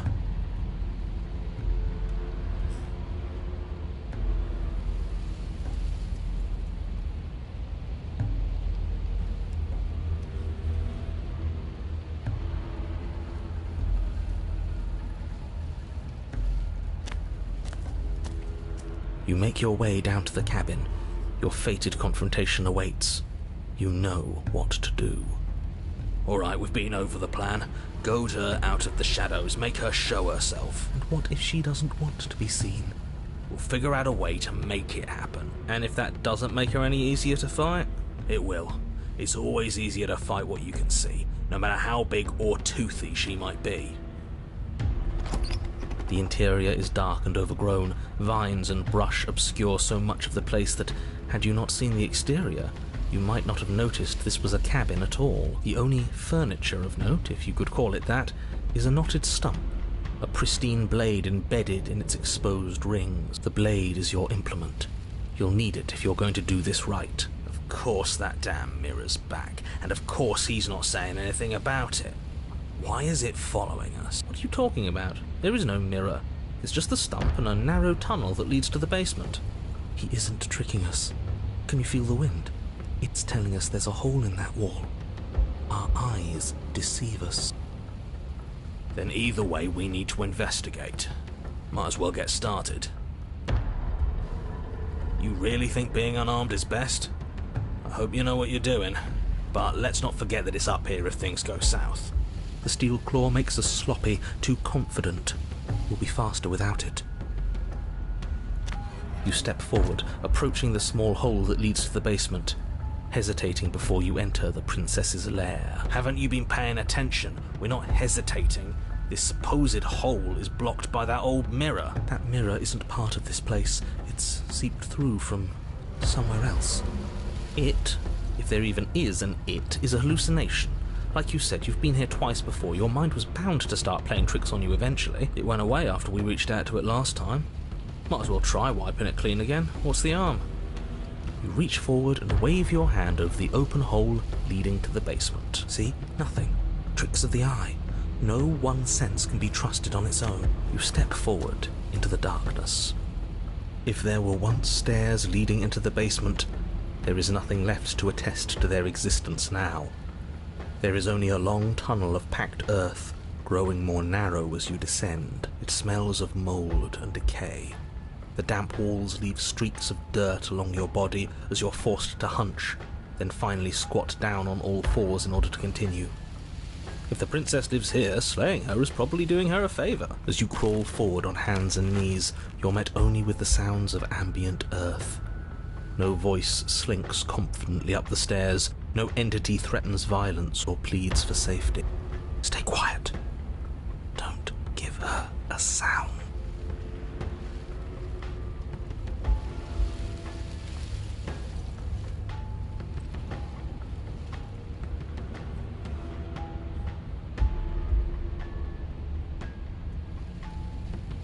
The princess leaves your remark unanswered. See? She knows. We have to be like her. Focused, present, patient. I suppose it'll take a little more than words to coax her out. Let's keep going.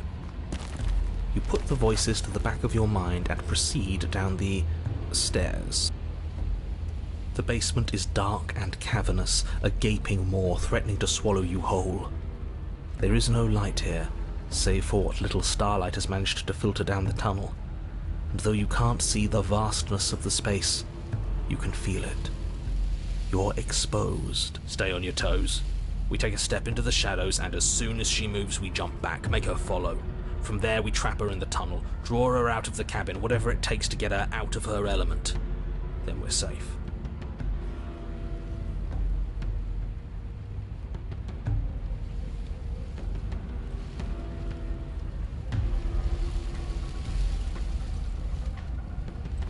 You step into the shadows and are enveloped in total darkness. Your heart pounds in your chest, ears pricked, eyes wide despite the inky blackness, waiting for any sign of movement. That's right. Keep steady. Don't let your nerves get the better of you. There, she's about to strike. With the near silence of a determined predator, the princess erupts from the shadows. But that's stage one. Now stay focused. You dive into the tunnel and begin scrambling up towards the cabin. You hear her behind you, claws raking at the dirt, chains rattling, then snapping, breaths hot and heavy with the effort of the ascent. But the sounds are coming slower now, the breaths pained and stuttering. You no longer sense frantic motion behind you in the tunnel. You risk a glance. She is a broad and sickly creature, her withered and emaciated flesh clinging to bones too large to fit in the narrow space. She managed to squirm her way into the tunnel in pursuit, but now she's stuck, incapable of either moving towards you or returning to the open darkness of the basement below. So that's what she's become. She wasn't like this when we started. Was? No, she wasn't.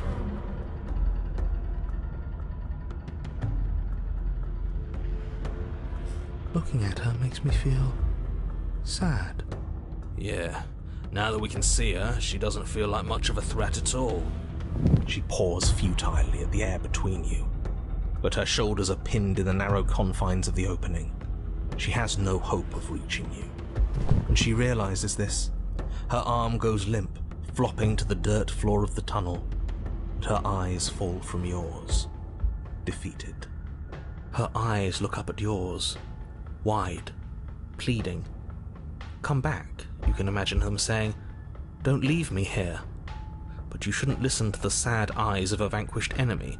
She wants nothing more than to change places with you. If you want us to ignore her, then why would you tell us any of that wide, pleasing eyes begging for mercy business to begin with? All it does is make us feel conflicted. I'm merely describing things as they are. It's not my fault that her eyes had something to say, even if that something was a ploy, which, if I might stress, I pointed out to you.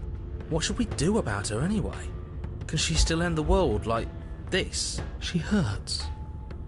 We should help. Now let's think for a second. Let's reevaluate. Should we help her? Well, I do feel bad looking at her. There's no way to get close without being in reach of those claws. We've come this far, but can we trust a creature that until a few short moments ago fully intended to eat us? What an excellent question with an equally excellent answer. No, you should not help her. She's clearly just waiting for you to drop your guard.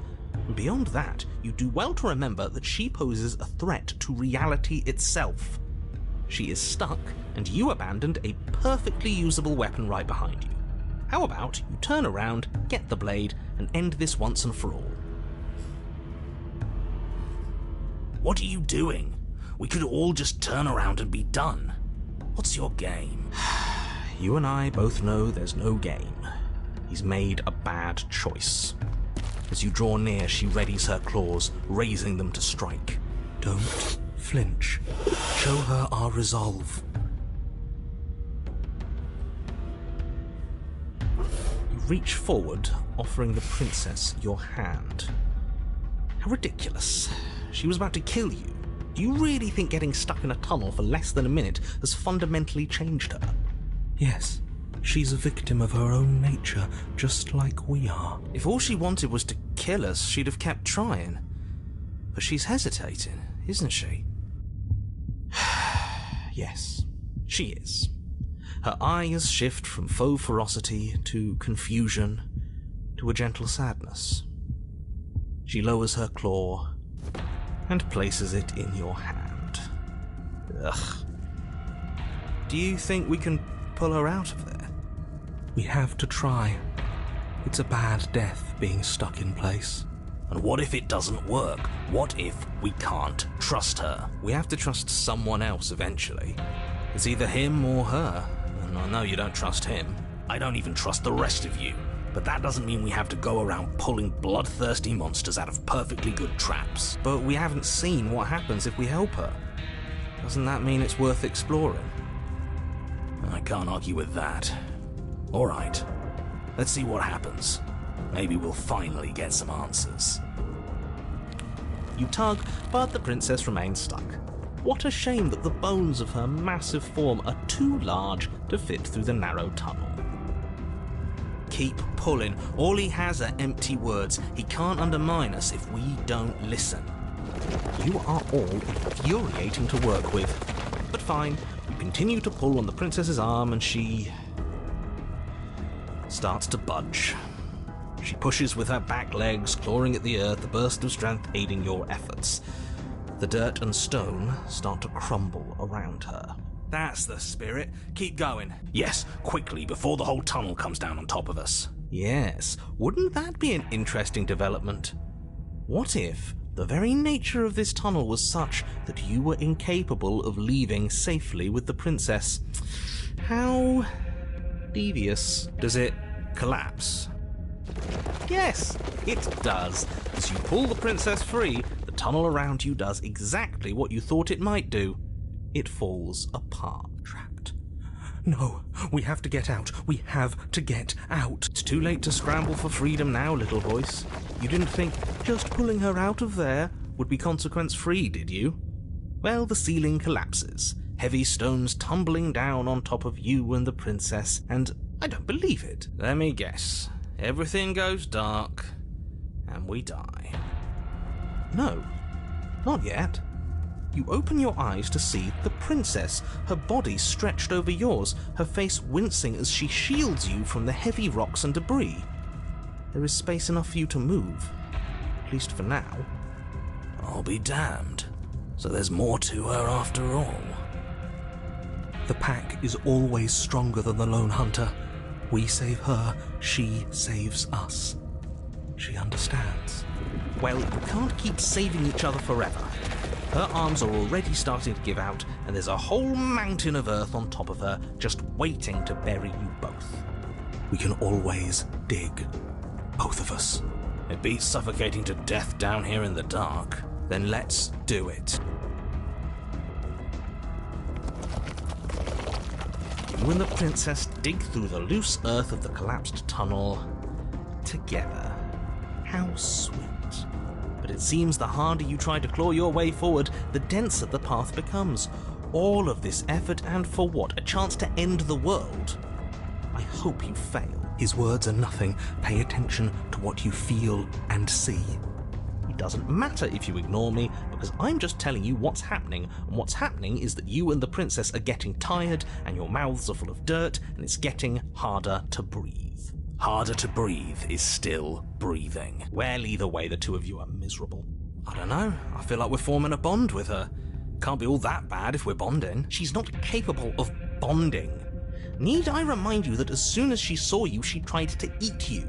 You are not friends, and as soon as you're out, you'll see just how seriously she values your life. If you were so sure we were going to fail, you wouldn't sound so desperate. You're just hot air. There's nothing of substance to you at all, is there? I have plenty of substance. I have feelings and desires. Like my desire to save everyone in the world. I feel that very strongly.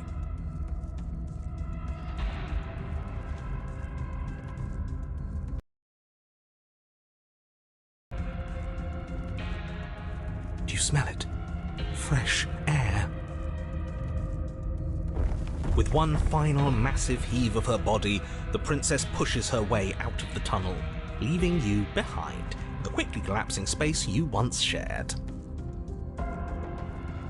Yours was an alliance of convenience, just as I predicted.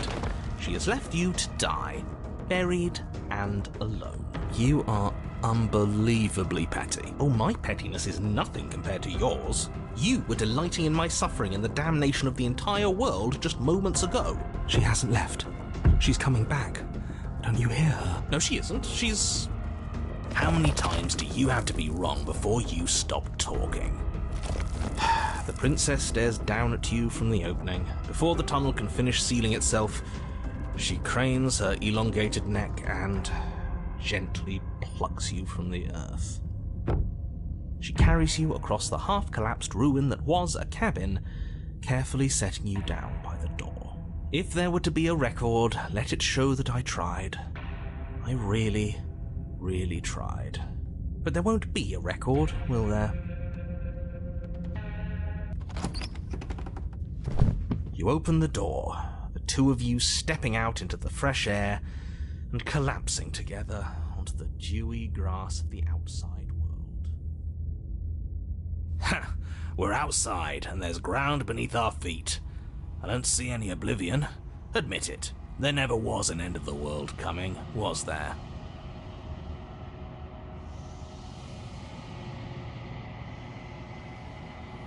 Yeah, we got him there, didn't we? I don't think I've ever seen him stunned into silence before.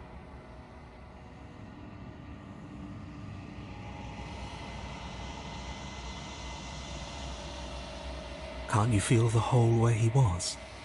He's gone. Fancy that. I'm not sure gone is good.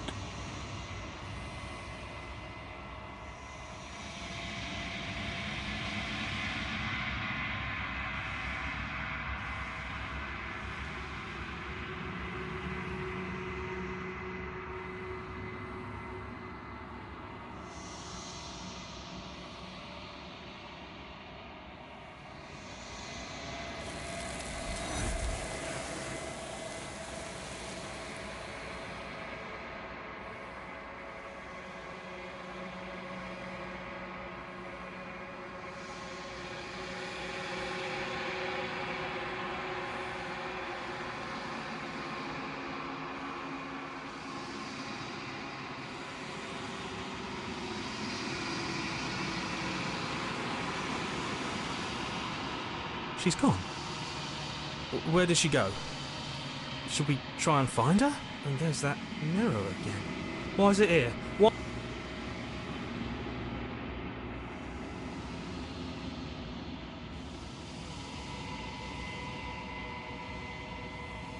But it feels so bad.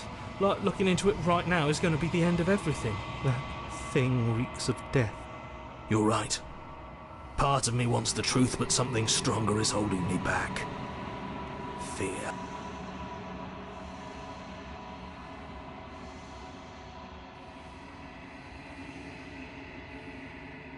Okay.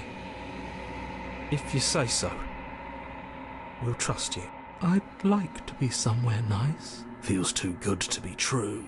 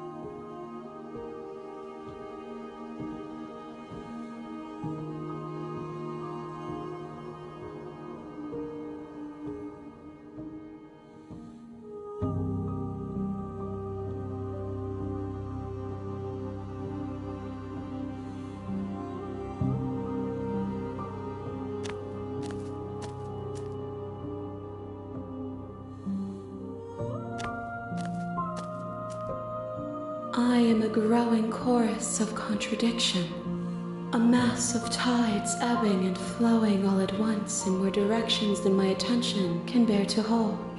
To look at any one is to shift them all into something new, and to look away is to reshape them yet again. All of me is changing, and yet the rest of me is still the same.